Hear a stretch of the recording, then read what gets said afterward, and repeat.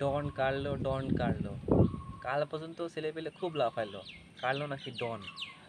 ডন আমার বালের ডন, কার্লো আমার বালের ডন।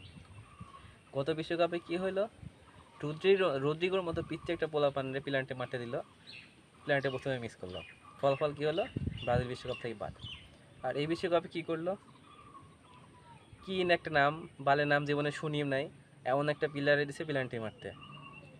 আর ডন কার্লো এমন একটা মাদারবোর্ড, নেইমারে শুধু নামে মাত্র বিশ্বকাপে নিছে, কয়টা ম্যাচ খেলাইছে। এই ম্যাচটা যদি নেইমার পুরাটা ম্যাচ যদি খেলতো, এই প্ল্যানটি প্রথমে যেটা মিস করলো ওটা যদি নেইমার মারতো, আজকে কি এই দিনটা দেখা লাগে। আমার মনে হয় ব্রাজিলের একটা জিনিস, মানে প্রতিটা বিশ্বকাপে যাওয়ার আগে একটা জিনিস প্র্যাকটিস করে যাওয়া উচিত, পেনাল্টি কীভাবে মারতে হয়।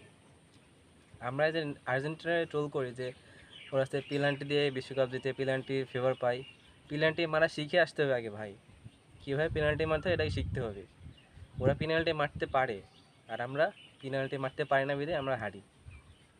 নেইমারের মতো প্লেয়ারে শুধুমাত্র নামে মাত্র একটা প্লেয়ার, ওরে মানে নাম, শুধুমাত্র নামের জন্য ওরে টিমে নিল, অথচ বসে রাখে, মাঠে নামতে না, খেলায় না। আর কাল ওরে তোমরা বানাইছো ডন, বালের ডন। আমরা যারা ব্রাজিলিয়ান ফ্যান, আমরা যে মানে কী পরিমাণে টোলের শিকার হই, আমাদের মধ্যে যে আসলে কী পরিমাণে ট্রমা কাজ করে, যে প্রতিটা বিশ্বকাপ এরকম, মানে কোনো না কোনো একটা ইনসিডেন্টের মাধ্যমে আমরা বিশ্বকাপ থেকে বাড়ি। এটা আসলে আমাদের এই যে অন্তরে লাগে। আর প্রতিবার এরকম যে মাদারবোর্ড কিছু কোচ আসে, যাদের ভুল সিদ্ধান্তের কারণে আমরা যারা ব্রাজিলিয়ান ফ্যান আছি, যারা ব্রাজিল ভক্ত, তাদের মনে আঘাত লাগে। প্রতিবার একই জিনিস, একই রকমের ভুল। কেন রে ভাই, নেইমারের মতো প্লেয়ার, যে প্ল্যান্টিতে স্পেশালিস্ট, মেসির মতো প্লেয়ার নেইমারকে কপি করে প্ল্যান্টি মারার জন্য, আর সেই নেইমারে বসে রাখে, প্ল্যান্টি মারতে দেয় না। এর থেকে ভাই দুঃখের বিষয় আর কি হতে পারে। আজকে নেইমার জন্য খুব বেশি খারাপ লাগতেছে, যে নেইমারের মতো একটা প্লেয়ার ভাই, যে আসলে মেসির পরে ওর মানে ও থাকার কথা। আমরা ভাবতাম যে মেসি যখন চলে যাবে তখন সেই জায়গাটা হয়তো বা নেইমার নেবে, যদিও সে শারীরিকভাবে স্টেবল না, অনেক বেশি ইনজুর্ড হয়েছে, কিন্তু তারপরে আমরা চিন্তা ভাবনা করছিলাম যে এই বিশ্বকাপটা অন্তত ভালো কিছু হবে। কিন্তু আসলে মনের আশা মনে থেকে গেল।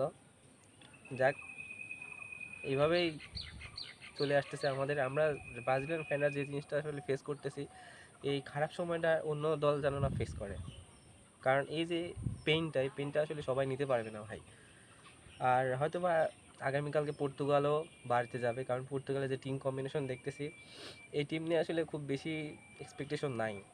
কারণ ওদের হয়তোবা যে টিম আছে সেই টিমটা হয়তো বড় বড় ক্লাবে খেলতে পারে, তাদের মিডফিল্ড অনেক বেশি শক্তিশালী হতে পারে, কিন্তু আসলে ওরা অ্যাজ এ টিম তারা আসলে একদম পুরা বাজে। আর স্পেনের মতো টিমের কাছে সামান্য একটা বলের জন্য অনেক বড় খেসারত দিতে হবে, যে খেসারতটা আসলে দিল ব্রাজিল যে খেলাটা খেলছে, তারা নেইমারের জন্য খেলে নাই ভাই, তারা শুধুমাত্র নিজের জন্য খেলছে। তাছাড়া একটা জিনিস খেয়াল করে দেখেন, যে প্লেয়ারটা মারলো, ওর নামটাই আমি জানি না ভাই।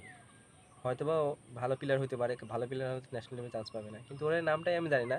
সেই জায়গাতে অন্য ভিনির মতো একটা প্লেয়ারে বাদ দিয়ে, নেইমার না হয় বাদ, ও তো ব্যাক বেঞ্চে বসেছিল, সমস্যা নাই, ভিনির মতো একটা প্লেয়ারে প্ল্যান্টেরা মারতে দেয় না, ভিনিরে দিল না, এমন একটা আবালের দিল, ম্যাচটা হয়ে গেল।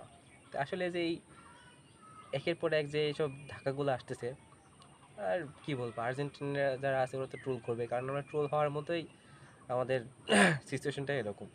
তো আর্জেন্টিনাদের শুভকামনা, আমি বিশ্বাস করি যে এবার আর্জেন্টিনা কাপ নেবে, কারণ ওরা ওদের টিম কম্বিনেশন অনেক ভালো, অ্যাজ এ